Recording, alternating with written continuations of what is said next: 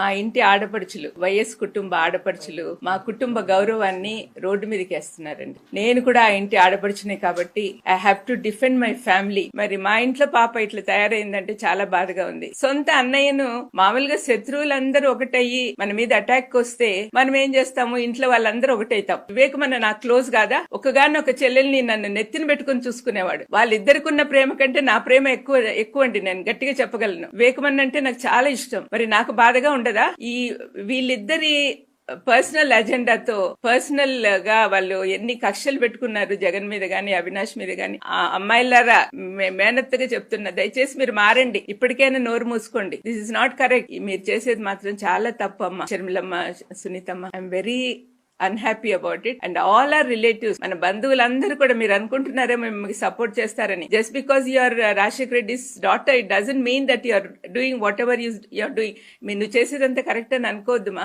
ఆయన పేరు చెప్పుకొని తిరుగుతూ ఆయనకు అవమానకరంగా బిహేవ్ చేస్తున్నావు. నువ్వు చేసే పనులు ఏమైనా అన్న సంతోషంగా చూస్తున్నాడు అనుకుంటున్నావా? ప్రతిదీ ఆయన శత్రువులందరినీ చుట్టూ చేరారు, వాళ్ళతో ఏకమైపోయావు. రాజశేఖరన్ ఉన్నప్పుడు ఎంతమంది కష్టపెట్టారో వాళ్ళందరూ కూడా నీతో ఉన్నారుమా. ఒకసారి ఆలోచించు. ఏమో నీకు నీ కళ్ళు నీ చెవులు అన్ని మూసుకుపోయినాయేమో అనిపిస్తా ఉంది. మీ చుట్టూ ఉన్న వాళ్ళందరూ కూడా మిమ్మల్ని నాశనం చేయడానికి ప్రయత్నం చేస్తున్నారు. ఆ ఊబిలోకి పోవద్దండి. శత్రువులందరూ ఏకమైనారు, జాగ్రత్త.